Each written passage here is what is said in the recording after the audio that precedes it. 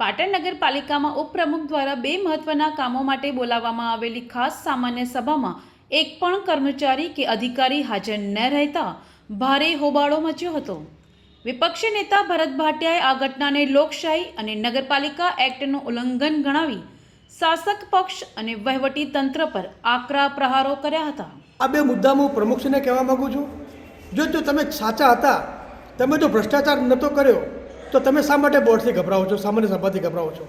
અને આ સામાન્ય સભાના જે બોલા ઉપપ્રમુખને હું કહું છું કે જો તમે સાચા હતા તો તમે સામાન્ય સભા કેમ ના ચલાવી?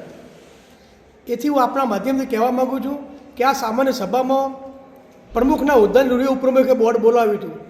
જ્યારે સામાન્ય સભા હાજર હોય તો સભાના વડા તરીકે, પ્રમુખ તરીકે ઉપપ્રમુખ હતા, ચીફ ઓફિસર હાજર રહેવા જોઈએ, વહીવટી વડા તરીકે ઓએસ હાજર રહેવા જોઈએ અને તમામ શાખાના વડા અધિકારી હાજર રહેવા જોઈએ।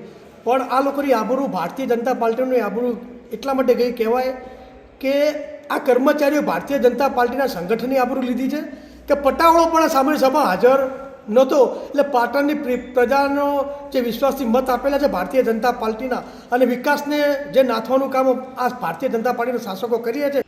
તો ખાસ સામાન્ય સભા શરૂ થાય તે પૂર્વે જ અધ્યક્ષ હિનાબેન શાહે બે કામો માટે સામાન્ય સભા બોલાવવામાં આવી હતી, પરંતુ આ બંને કામો આગામી 29મી તારીખે યોજાનાર બોર્ડમાં સમાવેશ થઈ જતા આ બોર્ડ મુલતવી રાખવાની જાહેરાત કરી હતી। બે અગત્યના મુદ્દા હતા, એ અગત્યના મુદ્દાના કામ માટે બોલાવી હતી, બરાબર, પણ એ કામ અમે મૂક્યા પછી આપણા પ્રમુખશ્રીએ 29 બોર્ડ બોલાવી લીધું છે, એટલે અમે એ કામ બોર્ડમાં સમાવેશ કરી લીધા છે, એટલે બોર્ડ મુલતવી।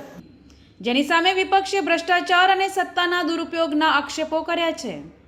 આ સભામાં ટેન્ડર પ્રક્રિયામાં વિસંગતતાઓ અંગેનો પ્રાદેશિક કમિશનરનો કારોબારી ઠરાવ અને બસ સ્ટેન્ડ પાસેના ડિવાઈડર બાબતે બે મુખ્ય એજન્ડા રાખવામાં આવ્યા હતા। કોર્પોરેટર ભરત ભાટિયાએ જણાવ્યું હતું કે જો શાસક પક્ષ સાચો હોય અને કોઈ ભ્રષ્ટાચાર ન થયો હોય તો તેઓ સામાન્ય સભાનો સામનો કરવાથી કેમ ગભરાય છે।